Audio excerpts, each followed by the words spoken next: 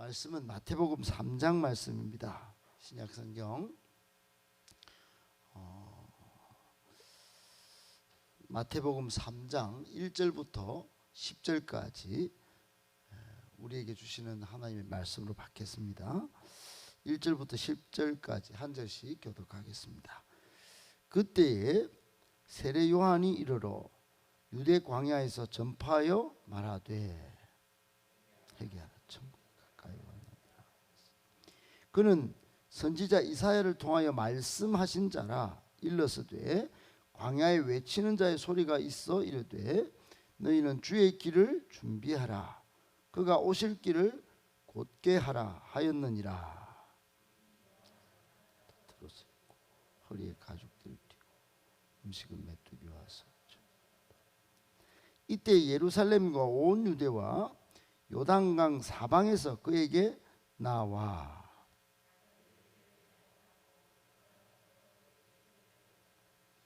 요한이 많은 바리새인들과 사두개인들이 세례 베푸는 데로 오는 것을 보고 이르되 독사의 자식들아, 누가 너희를 가르쳐 임박한 진노를 피하라 하더냐.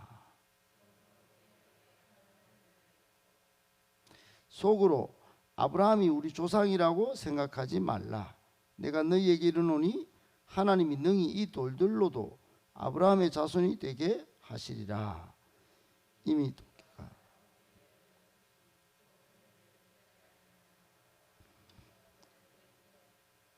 아멘. 할렐루야. 하나님께서 여러분을 복 주시고 은혜 풍성히 주시기를 예수님의 이름으로 축복합니다. 아멘. 오늘 주시는 말씀, 이 본문의 말씀을 가지고 세 가지로 정리해서 묵상하도록 하겠습니다. 첫 번째, 성도는 오늘도 세상에서 복음을 외쳐야 합니다. 여러분, 복음은 기쁜 소식인데 예수님이 첫사람 아담이 범죄하여 잃어버린 행복을 다시 찾게 해주신다 하는 이 기쁜 소식, 십자가에서 죽으시고 부활하셔서 이제 죄를 다 끝내시고 우리로 하여금 영원한 생명을 누릴 수 있다는 이 기쁜 소식이 복음인데, 여러분 얼마나 세상이 필요한 소식이겠습니까? 다른 돈 벌고 잘 되고 출세 성공하는 그것은 이 세상에 사는 동안 필요한 소식이기도 하겠지만, 그것보다 더 중요한 죄의 문제에서 벗어나서 영생을 얻고 구원을 받는 이 예수 복음, 꼭 필요한 것이죠. 온 인류에게. 오늘 1절에서 3절 첫머리에 보면 이제 구약 시대의 말라기가 마지막 예언자인데, 마지막 말라기 예언자 후에 400년 만에, 근 한 400여 년 만에 세례 요한이 등장한 겁니다. 황량한 유대 광야에서 피를 토하는 심정으로 이 땅의 메시아가, 즉 행복의 시작이신 인류에게 기쁜 소식이신 예수님이 오실 것이다. 초림하실 것이다. 그분이 오시면 천국이 도래할 것이다. 그리고는 회개할 것을, 그분을 맞이하기 위하여 회개할 것을 힘있게 선포하기 시작했습니다. 예수님이 이 땅에 처음 오실 때 제일 먼저 이 천국의 소식을 전하고 또 회개할 것을 제일 먼저 외친 사람이 세례 요한입니다. 이 세례 요한의 소식, 외친 이 피를 토하는 이 천국 임한 예수 오심의 소식과 회개를 요구하는 이 소식은 온 유대 광야에, 또 유대 지역에 빨리 전파가 돼서 수많은 사람들이 이 세례 요한 앞으로 다 나왔습니다. 죄를 자복하고 요단강에서 이 세례 요한이라고 하는 사람에게 세례를 받았습니다. 얼마나 이 감격적으로 예수 오심에 대한 소식이 사람들을 아주 일으켰는지 몰라요. 여러분, 이제 지금 2000년이 지난 지금은 이 땅의 역사에서 가장 중요한 일은 무엇이겠습니까? 2000년 전에는 세례 요한이 전한 예수님이 오셔서 천국이 오고 그것 때문에 그분을 맞이하기 위하여 회개가 필요했다면, 지금은 예수님이 다시 오실 것을 예수님의 재림이 무엇보다 중요하고, 예수님이 다시 오실 것입니다. 그러면 우리 모든 인류에게 새하늘 새 땅이 펼쳐질 것입니다. 그 새하늘 새 땅에 들어가는 것이 우리 인간의 참된 소망이고 영원한 하나님 나라에서 안식을 누리는 것입니다. 그러기 위하여 옛날에는 회개가 필요했다면 지금은 믿음이 필요합니다. 여러분, 이 소식을 지금 누가 전해야 할까요? 이제 우리가 세례 요한이 되어서 이 세상에 전해야 하는 것입니다. 지금 우리에게 요구되는 하나님의 요청은 뭐냐? 이 세상 사람들에게, 가까운 믿지 않는 주변 사람들에게 제발 예수님을 믿으십시오. 그분은 다시 오십니다. 2000년에 오셨을 때는 복음으로 오셨지만은, 천국이 오도록 오셨지만은, 이제 그분이 다시 오시면 심판받습니다. 이제 천국에 들어가셔야 하는데 마지막 기회가 남았습니다. 이렇게 전할 수 있어야 합니다. 그러므로 여러분, 우리의 한 가지 직업이 딱 남았는데, 직업적으로 보면 이제 복음의 일꾼 된 직업, 그거 딱 하나 남은 거예요. 여러분, 세상에 직업이 얼마나 많아졌습니까? 다양한 직업이 있지만은, 세례 요한은 낙타 트롯을 입고 들판에 있는 벌꿀을 먹으면서, 여러분 얼마나 머리가 좋았겠습니까? 얼마나 집안 배경이 좋았겠습니까? 그거 다 버리고 부모님을 떠나서 여러분 요단 강가에서 그냥 다 하나의 직업을 지킨 거예요. 복음의 일꾼으로. 예수님께서 마가복음 16장 15절에 또 이르시되 너희는 만민에게 복음을 전파하라 그랬어요. 만민에게 나아가서 복음을 전파하라. 온 천하에 나가서 복음을 전파하라고, 우리에게 복음의 일꾼으로 살라고 말씀하셨습니다. 골로새서 1장 23절에 만일 너희가 믿음에 거하고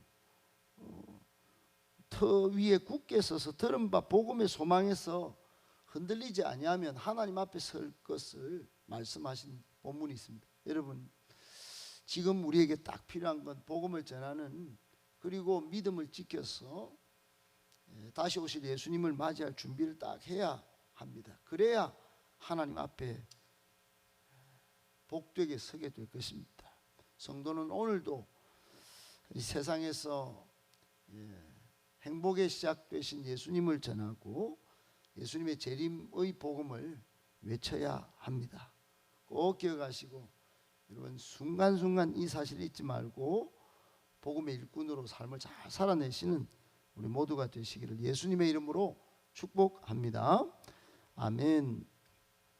두 번째, 또한 당당하게 위선과 불의를 꾸짖을 수 있어야 합니다. 여러분, 오늘날 교회 안에는 열정 없는 것이 열정으로 둔갑하고, 다른 말로 하면 팔짱 끼고 뭔가 다 예배 1시간 딱 드리면 뭔가 성도의 모습을 다 갖춘 것으로 둔갑되고, 진리가 없는데도 진리가 있는 것처럼, 즉 말씀을 꾸준히 묵상하고 예수님을 따름이 없는데도 나는 천국 가는 믿음이 있어, 그리고 진리를 소유한 것처럼 그렇게 어깨에 힘 딱 주고, 그렇게 직분 한번 받으면 그 직분을 내 천국 가는 티켓 정도로 알고 신앙생활 하는 사람 많습니다. 집사, 권사, 장로, 목사가 그게 뭐라고? 여러분, 그게 뭐 천국 가는 티켓을 주는 뭐 무상 티켓도 아닌데, 그거 받아 있으면은 더 섬기고 더 열정적으로 더 여러분 진리를 무장하고 복음을 전해야 하는데, 그렇지 않고 한번 따놓으면 그냥 그것이 뭐 계급이고 그것이 권력이고, 여러분 그거 한번 해놓으면 막 다 되는 것처럼 생각하는 사람이 많습니다. 이거를 형식 신앙이라고 그러고 이걸 외식 신앙이라고 그래요. 여러분 이게 바깥으로는 직분이 그럴싸한데 속으로는 전부 욕심 덩어리예요. 오늘 7절에 보면 세례 요한이 어떻게 했냐, 이 외식 신앙, 형식 신앙이 교묘하게 자신을 포장한 이 사람들을 막 꾸짖습니다. 대표적으로 두 부류인데, 하나는 바리새인들, 하나는 사두개인들이에요. 이 앞에 한자만 따면 이 바리새인 사두개인데 바사예요. 바사 버릴까 막 그러면서 독사의 자식들아, 이 바사 버릴까 막 임박한 진노를 누가 너거 보고 피하라 하더라. 뭐 너가 왜 그렇게 뭔가 있는 척하고 누가 그렇게 가르쳐두노. 여러분 그때 당시만 해도 이렇게 말할 수 있는 사람이 아무도 없었어요. 바리새인들, 사두개인들은 당시 엄격한 종교 생활을 하고 율법 준수로 유명한 신학생 출신들이에요. 전부 종교 권력을 독점하던 그런 사람들이, 이런 사람들 앞에 가면 얼마나 율법을 강조하기 때문에 그렇지 못한 사람들은 대부분 얼굴 조아리면서 좀 부끄러워하고 그랬습니다. 그런데 이 사람들이 전부 외식적 신앙생활, 형식 신앙생활로 그렇게 삶을 살았어요. 10절에 보면 이 사람들이 불에 나중에 던져질 것을, 외식하다가는 불에 던져질 것을 세례 요한이 경고했습니다. 여러분 오늘날 과연 정말 우리 중에는 이 세례 요한처럼 당당하게 이 바리새인과 사두개인들 같은 불의를 저지르고 외식에 빠진 위선적인 신앙인을 향하여 용기 있게 책망할 사람이 과연 얼마나 있을까요? 그들의 눈치를 보면서 비위를 맞추기 위해서 급급하지 않을까요? 왜 이래야 하는지 정말 도대체 알 수 없습니다. 정말로 세례 요한은 독사의 자식들아, 여러분 이 독사가 이게 맹독성이 있는 엄청난 아주 싫어하는 너무너무 무서운 존재들인데, 오늘날로 치면 쌍욕 중에 쌍욕을 한 겁니다. 너거는 사람 무리 죽이는 이 독사의 새끼들이야 막 그러고 막, 여러분 그런 겁니다. 이게 얼마나 강력하게 책망하는지 모릅니다. 욕도 욕이 이게 진짜 욕이지. 요놈들 정신 차려 뭐 이런 정도가 아닙니다. 여러분 오늘날 교회에서 제가 청년들 조금 이렇게 좀 말 안 들으면 너무 희한한 짓들을 하면 조금 이렇게 뭐라 하는데, 그것 갖고 마음 상했다고 저한테 막 그러고 그런 애들도 있습니다. 여러분 무슨 말을 못해요. 말을 하면 제가 나쁜 목사가 되는, 나쁜 목사. 당당하게 무슨 말을 하려고 해도 이게 굉장히 어렵습니다. 물론 직분자는 더 합니다. 여러분 그 교훈이 뭘까요? 여러분이나 저나 똑같습니다. 무조건 뭐 꾸짖는 게 능사는 아니겠지만, 여러분 세례 요한처럼 예수님처럼 누구라도 여러분 이 외식적이고 이 위선적인 신앙에 대해서는 꾸짖고 돌아오도록 해야 하는 것입니다. 이게 바른 예언자적 삶을 사는 것이에요. 그렇지 않으면 다 불지옥에 떨어질 것이기 때문에 어쩔 수 없게 되는 것이에요. 여러분 꼭 기억하고, 우선 우리가 먼저 지금도 책망하시는 주님의 음성을 듣고 위선적 또 불의한 신앙을 버려야 되지만, 또 이 세상에 대하여 당당하게 위선과 불의를 맞서 여러분 꾸짖을 수 있는 예언자적 삶을 살아야 된다는 거 꼭 기억하고, 그런 삶을 살고 또 우리 교회는 그것이 마땅히 필요한 것이구나 하는 사실을 기억하고 교회를 바르게 세워가는 저와 여러분 되시기를 예수님의 이름으로 축복합니다. 아멘. 마지막 세 번째, 회개에 합당한 열매를 맺어야 합니다. 여러분, 신앙생활 최고의 목표는 뭘까요? 신앙생활 최고의 목표는 열매 맺는 것입니다.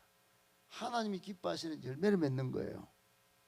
예수님을 꼭 닮은 열매가 주렁주렁 맺히는 것입니다. 갈라디아서의 표현에 의하면 성령의 열매를 맺는 것이에요. 사랑의 열매, 희락의 열매, 화평의 열매, 오래 참음의 열매, 자비의 열매, 양선의 열매. 양선은 선한 건데 선함의 열매, 그리고 충성의 열매, 그리고 오래 참을 수 있는 온유의 열매, 그리고 절제의 열매. 이런 뭐 최소한 9가지의 열매를 말씀을 묵상하면서 이렇게 성령 안에서 기도하면서 맺어야 되는 거예요. 여러분, 오늘 세례 요한은 이 바리새인들, 사두개인들 향하여 너희들 회개에 합당한 열매를 맺어라 이렇게 말했는데, 회개에 합당한 열매가 뭐냐? 무슨 심오한 비밀이 뭐 있는 거, 아니면 막 기도를 막 기도원에 가갖고 막 그렇게 막 해가지고 거창한 신비를 체험하는 그런 열매를 맺어라, 그런 신앙인이 되라, 이렇게 한 게 아니에요. 다른 말로 하면 밥 먹고 직장 다니고 할 때 예수님을 닮은 모습이 나와라. 그게 생활신앙이라. 생활에서 예배와 말씀을 가까이 하고 하나님의 뜻을 드러내고 하나님의 영광을 나타낼 수 있는 그런 생활신앙인이 되어라, 제발. 이 이야기를 지금 회개에 합당한 열매를 맺으라고 한 겁니다. 한마디로 잘못된, 그래갖고 너가 뭐 바리새인입네, 뭐 사두개인입네 하지 말고, 그런 선민의식 가지지 말고 지금은 올바른 죄인의식이 필요하다. 죄인의식. 내가 죄인입니다. 제가 죄인입니다. 그렇기 때문에 말씀을 더 가까이 하고 더 열심히 예배드리겠습니다. 하나님의 뜻을 더 한번 실천해 보려고 몸부림치겠습니다. 그렇게 고백하며 살아라.